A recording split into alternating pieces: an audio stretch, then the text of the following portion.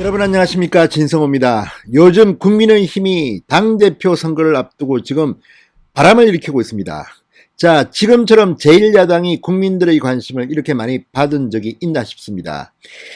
그런데 이런 선거도 중요하지만 콘텐츠가 있어야 합니다. 대한정당으로서의 가치가 있어야 하는 겁니다.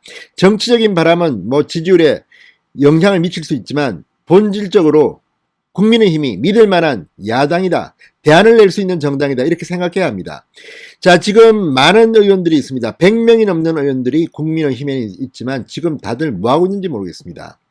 자, 초선이지만 이 경쟁력, 콘텐츠에 대해서는 누구에 못지않은 의원이 있습니다. 윤희숙 의원입니다. 자, 윤석열 전 검찰총장이 현역 정치인 중에는 가장 먼저 만났던 사람이 윤희숙 의원인 것으로 알려지고 있습니다. 아마도 윤희숙 의원과 윤석열 전 총장과의 개인적인 인연은 없는 걸 압니다. 다만 윤석열 전 총장이 판단했을 때 윤희숙과 같은 정치인이 내가 생각하는 바람직한 정치인상이라고 생각한 것 같습니다. 그 말이 틀린 것 같지는 않습니다. 자, 지금 국민의힘 전당대회로 관심이 있는 가운데 이번에 윤희숙 의원이 문재인 대통령에게 정말 KO 펀치를 날렸습니다. 자, 윤희숙 의원 당연히 야당 의원이 짚어야 할 일을 짚었는데도 이렇게 눈길을 끄는 것은 경제학자 출신, KDI 교수 출신의 전문성을 여지없이 발휘하면서 문재인 대통령을 정말 반박 불가 코멘트를 냈기 때문입니다.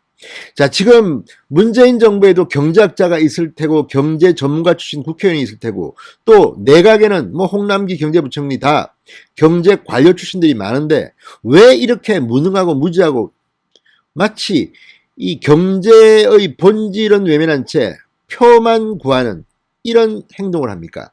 문재인 대통령은 일자리 대통령을 표방했지만 지금 일자리가 어떻게 됐습니까?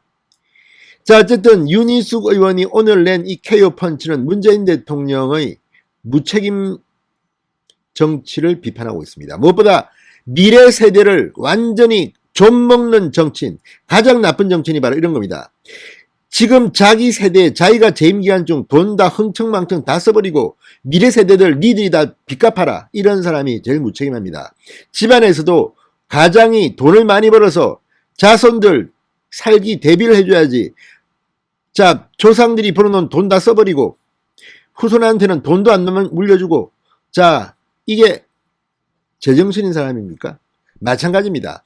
자, 윤희숙 의원이 그런 점에서 문재인 대통령에게 정말 KO 펀치를 날렸습니다. 진성호의 융단 폭격 시작합니다. 문재인 대통령을 융단 폭격합니다. 방송에 앞서 아직 진성호 방송에 구독자가 아니신 분들은 붉은색 구독 버튼 눌러주십시오. 더 좋은 방송으로 보답하겠습니다. 자, 윤희숙 의원이 오늘 문재인 대통령에게 정말 직격탄을 날렸습니다.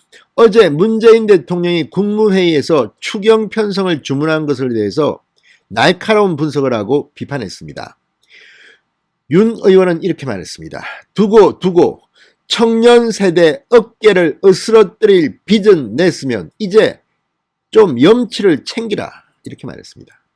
두고 청년 세대를 어깨를 으스러뜨릴 빚은 냈으면 이젠 염치를 좀 차려라는 겁니다. 야, 윤희숙 의원은 오늘 자신의 페이스북에 이 정권은 해도 너무한다. 작년 한 해 120조 원에 가까운 빚을 내놓고 올해 들어 세수가 예상보다 많이 들어오자 대통령은 그 돈을 추경에 써야 한다고 앞뒤 없이 못부터 박았다. 자, 국가재정법상 초과 세수는 빚 갚는 데 써야 한다는 원칙은 아예 나 몰라라 한다. 나라가 만들어진 후 두 번의 경제 위기를 거쳐 박근혜 정부까지 쌓은 빚을 모두 통틀어도 660조다. 그런데 문재인 정부에서만 늘어난 빚이 자그만치 410조다. 이렇게 지적했습니다. 경제학자니까 이런 발상을 할 수 있는 겁니다. 자, 역대 정권에서 모두 통틀어서 빚이 660조인데 문재인 정부에서만 410조다. 정말 무책임하지 않습니까? 이런 사람이 지금 대통령입니다. 윤희숙 의원은 지금은 전반적인 소비 심리와 경제가 살아나고 있어 경기 부양은 필요 없지만 코로나로 타격 입은 소상공인 지원 등 아직 나갈 돈이 많다. 그러니 어떤 지출이 어느 만큼 필요한지부터 의논하는 것이 순서다. 이렇게 말했습니다. 자, 지금 소상공인 자영업자들의 이 손실 보상을 놓고 지금 논란이 되고 있습니다. 그런데 돈 쓸 곳이 많은데 지금 문재인 대통령은 당장 내년 대통령 선거를 의식해서인지 돈부터 풀겠다고 하는 것은 아닌지 의심이 됩니다. 윤 의원은 그러면서 청와대와 여당이 선거도 다가오는데 돈도 들어왔으니 언론 전 국민에게 뿌려 표를 사놓자는 속셈이라면 역사패 죄 짓는 건 정도껏 하라 이렇게 일침을 놨습니다.